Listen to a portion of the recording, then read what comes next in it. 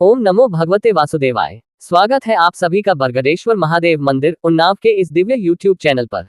आज हम सुनने जा रहे हैं ब्रह्मपुराण का अद्भुत प्रसंग, श्रीहरि के अनेक अवतारों का संक्षिप्त वर्णन। अध्याय 85। यदि आप भी ऐसे ही दिव्य पुराण प्रसंगों को सुनना चाहते हैं तो हमारे चैनल बरगदेश्वर महादेव मंदिर उन्नाव को सब्सक्राइब करें। हर दिन शाम 5 बजे हमारे चैनल पर आपको ब्रह्मपुराण कथा सुनने को मिलेगी और धीरे धीरे हम सभी 18 पुराणों की कथाएं आप तक लेकर आएंगे। अगर आपको किसी विशेष पुराण या प्रसंग से जुड़ी जानकारी चाहिए तो कमेंट में जरूर पूछें, हम आपकी जिज्ञासाओं का समाधान अवश्य करेंगे। तो आइए शुरू करते हैं दिव्य कथा। मुनियों ने कहा, मुनि श्रेष्ठ, आपने श्री कृष्ण और बलराम का कैसा अद्भुत महात्म्य बतलाया। उनकी महिमा अलौकिक है। इस पृथ्वी पर के महात्म्य की चर्चा अत्यंत दुर्लभ है। महाभाग, आपके मुख से भगवत कथा सुनते सुनते हमें तृप्ति नहीं होती, अतः उनकी लीलाओं का पुनः वर्णन कीजिए। हमने साधु पुरुषों के मुख से सुना है कि पुराणों में अमित तेजस्वी भगवान विष्णु के वाराह अवतार का वर्णन है। ब्रह्मन, भगवान नारायण ने किस प्रकार वाराह रूप धारण किया और किस प्रकार अपनी दष्टा से एक अर्णव में डूबी हुई पृथ्वी का उद्धार किया। सबको अपनी ओर आकृष्ट करने वाले परम बुद्धिमान भगवान श्रीहरि की समस्त लीलाओं का हम विस्तार पूर्वक श्रवण करना चाहते हैं। व्यास जी बोले, मुनिव्रो, तुम लोगों ने मुझ पर यह बहुत बड़े प्रश्न का भार रख दिया। मैं यथाशक्ति तुम्हारे प्रश्नों का उत्तर दूंगा। भगवान विष्णु की लीला कथा का श्रवण करो। भगवान विष्णु के प्रभाव को सुनने में जो तुम्हारा मन लगा है, ये बहुत बड़े सौभाग्य की बात है। अतः श्री विष्णु की जो जो लीलाएं हैं उन सबका वर्णन सुनो। वेदवेता ब्राह्मण, जिन्हें सहस्रमुख, सहस्रनेत्र, सहस्रचरण, सहस्रशिरा, सहस्र अविनाशी देव, सहस्रजेह भास्वान, सहस्र मुकुट प्रभु, सहस्रदाता, सहस्रादि, सहस्रबाहु, हवन सवन होता, हव्य यज्ञ पात्र, पवित्रक, वेदी, दीक्षा, समिधा, सुवा, श्रुक, सोम, सूर्य, मूसल, प्रोक्षणी, दक्षिणायन, अध्वर्यु, सामक ब्राह्मण, सदस्य, सदन, सभा, युग, चक्र, ध्रुवा, दर्वी, चरु, उलूखल, प्रागवंश, यज्ञभूमि, छोटे बड़े चराचर जीव, प्रायश्चित, अर्घ्य, स्थन, दिलकुश, मंत्र, यज्ञ को वहन करने वाले अग्निदेव, यज्ञभाग, भागवाहक, अग्रासन भोजी, सोमभोक्ता, हुतार्ची, उदायुध तथा यज्ञ में सनातन प्रभु कहते हैं। उन श्रीवत्स चिन्ह विभूषित देवेश्वर भगवान विष्णु के सहस्रों अवतार हो चुके हैं और समय समय पर होते रहते हैं। उनका जो वाराह अवतार है वह वेद प्रधान यज्ञ स्वरूप है।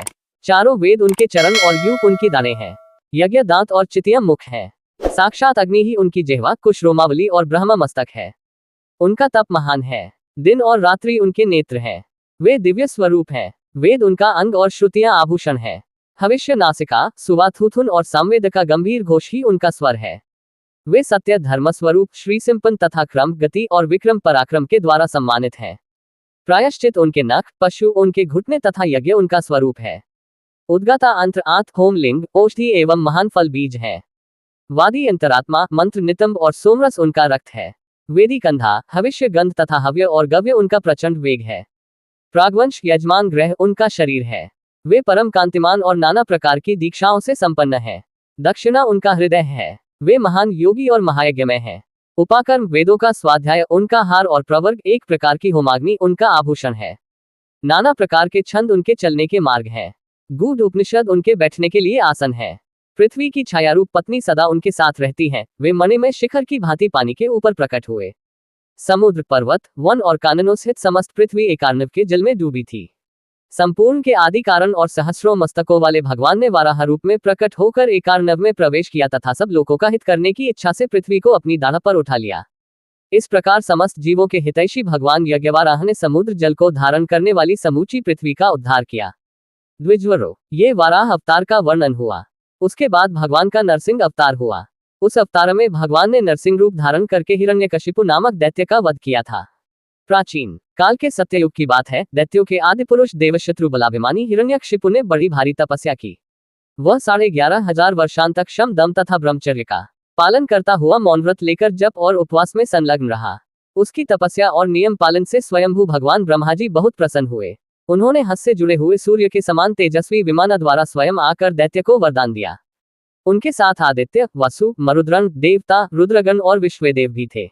ब्रह्मवेताओं में श्रेष्ठ चराचर गुरु ब्रह्मा जी ने उस दैत्य से कहा, सुव्रत, तुम मेरे भक्त हो। मैं तुम्हारी इस तपस्या से बहुत प्रसन्न हूँ।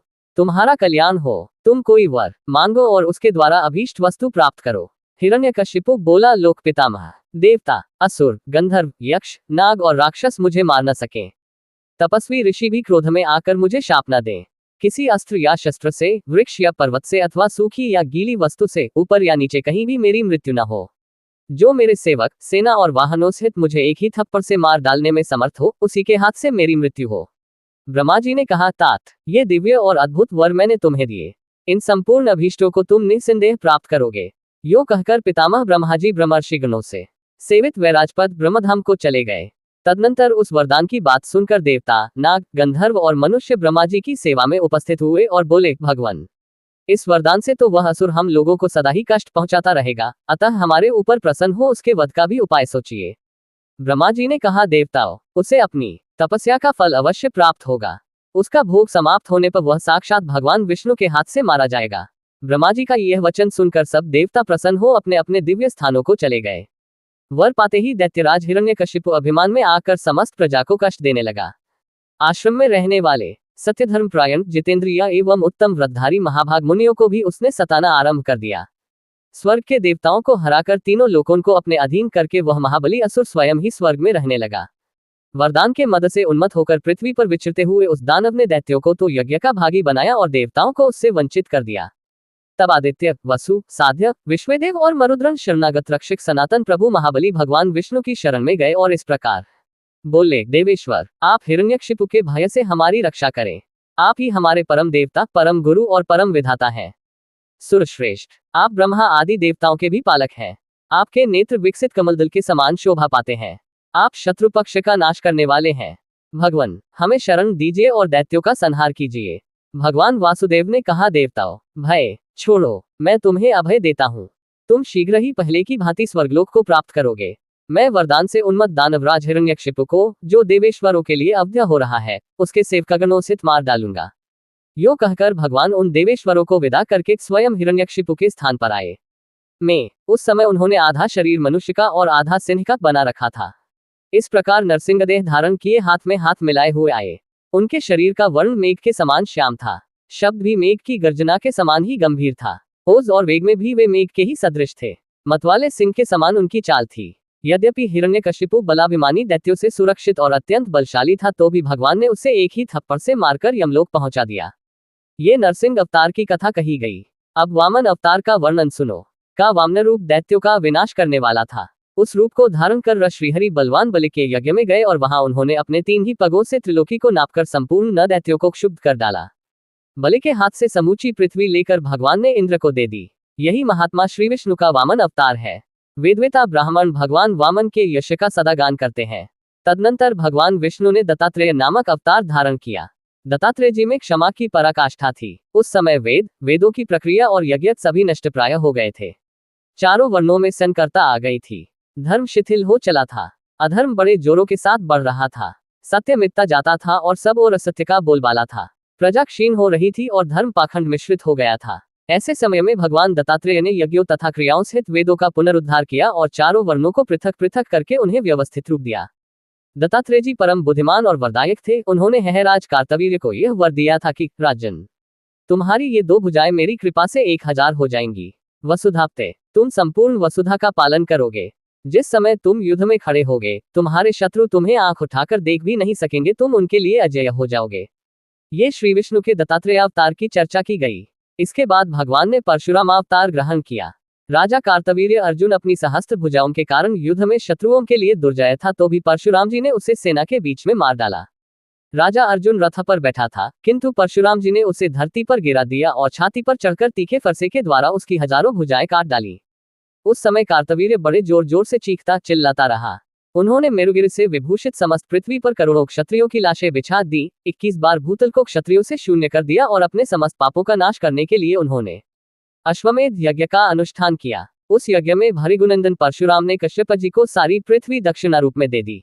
साथ ही बहुत से हाथी, घोड़े, एक सुंदर रथ और गौएं भी दान की। आज भी वे विश्व का कल्याण करने के लिए घोर तपस्या करते हुए महेंद्र पर्वत पर निवास करते हैं। ये सनातन परमात्मा श्रीहरि के परशुराम अवतार का परिचय दिया गया। 24वें त्रेतायुग में भगवान ने दशरथ नंदन कमल नयन श्रीराम के रूप में अवतार लिया। भगवान विष्णु उस समय 4 रूपों में प्रकट हुए थे। उनका तेज सूर्य के समान था। वे लोक में श्रीराम के नाम से विख्यात हुए और विश्वामित्र के यज्ञ की रक्षा के लिए उनके पीछे पीछे गए।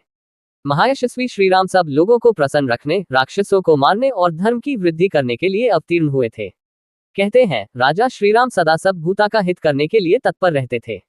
वे संपूर्ण धर्मों के ज्ञाता थे।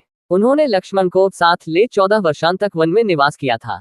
देवताओं के लिए भी दुर्धर्ष दैत्यों का वध करने के लिए श्री रघुनाथ जी को अनेक दिव्य अस्त्र शस्त्र प्रदान किए थे। पूर्व काल में जबकि महात्मा राजा जनक के यहाँ यज्ञ हो रहा था, श्री राम ने खेल में ही महेश्वर के धनुष को तोड़ डाला था। धर्मात्माओं में श्रेष्ठ श्री रघुनाथ जी ने ये सब अलौकिक कर्म करके 10 अश्वमेध यज्ञ भी किए थे, जो बिना किसी विघ्न बाधा के पूर्ण हुए थे। श्री रामचंद्र जी के राज्य करते समय कभी अमंगल की बात नहीं सुनी गई। हवा तेज नहीं चलती थी, कोई किसी का धन नहीं चुराता था, न कभी विधवाओं के विलाप सुने जाते और न अनर्थ की ही प्राप्ति होती थी। उस समय सब कुछ शुभ ही शुभ होता था। प्राणियों को जल, अग्नि अथवा आंधी से कभी भय नहीं होता था। बूढ़ों को बालकों की प्रेतक्रिया नहीं करनी पड़ती थी। क्षत्रिय ब्राह्मणों की परिचर्या करते थे। वैश्य क्षत्रियों के प्रति श्रद्धा रखते थे और शूद्र अहंकार छोड़कर ब्राह्मण आदि तीनों वर्णों की सेवा करते थे।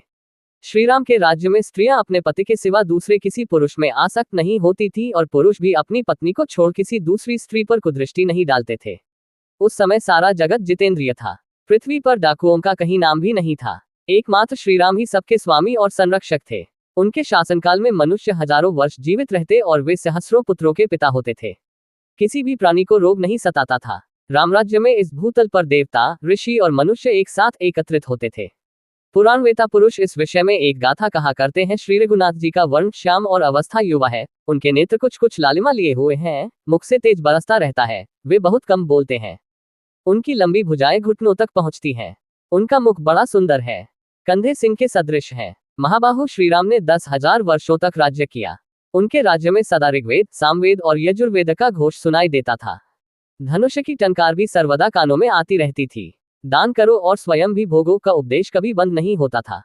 दशरथ नंदन श्रीराम सत्ववान और गुणवान होने के साथ ही सदा अपने तेज से देदीप्यमान रहते थे। उनकी सूर्य और चंद्रमा से भी अधिक शोभा होती थी। ये श्रीरामावतार का वर्णन हुआ। इसके बाद श्रीहरि का अवतार मथुरा में हुआ था। वह श्रीकृष्ण के नाम से विख्यात हुआ। भगवान श्री कृष्ण समस्त संसार का हित करने के लिए अवतीर्ण हुए थे। उन्होंने मानव शरीर धारण करके शाल्व, शिशुपाल कंस, द्विविध, अरिष्ट, वृषभ, केशी, दैत्यकन्या पूतना, कुवलयापीड़ हाथी तथा चाणूर और मुष्टिक नाम के मल्लों का वध किया।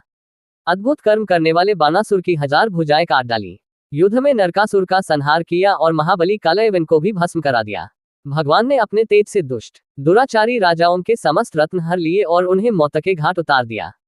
यह अवतार संपूर्ण लोकों का हित साधन करने के लिए हुआ था। इसके बाद विष्णुएशा नाम से प्रसिद्ध कल्कि अवतार होने वाला है। भगवान कल्कि शंभल नामक गांव में अवतीर्ण होंगे। उनके अवतार का उद्देश्य भी सब लोगों का हित करना ही है। ये तथा और भी अनेक दिव्य अवतार हैं जो पुराणों में ब्रह्मवादी पुरुषों द्वारा वर्णित हैं। के अवतारों का वर्णन करने में देवता भी मोहित हो जाते हैं। पुराण वेदों की श्रुतियों द्वारा समर्थित है। इस प्रकार यह अवतार कथा संक्षेप से कही गई। जो संपूर्ण लोकों के गुरु और सदा कीर्तन करने योग्य हैं, उन भगवान विष्णु के अवतारों का वर्णन किया गया। इसके कीर्तन से पितरों को प्रसन्नता होती है। जो हाथ जोड़कर अमित पराक्रमी श्री विष्णु के अवतार को कथा सुनता है, उसके पितर भी अत्यंत तृप्त होते हैं। योगेश्वर भगवान श्रीहरि की योगमाया का वर्णन सुनकर मनुष्य सब पापों से मुक्त हो जाता है और भगवान की कृपा से शीघ्र ही उससे रिद्धि, समृद्धि तथा प्रचुर भोगों की प्राप्ति होती है। मुनिव्रो, इस प्रकार मैंने अमित तेजस्वी श्रीहरि के सर्वपापहारी पवित्र अवतारों का वर्णन किया। यदि आपको हमारे वीडियो ज्ञानवर्धक लगे तो लाइक, शेयर और सब्सक्राइब करना न भूलें, ताकि अधिक से अधिक लोग पुराणों की इस अमृत धारा से जुड़ सकें।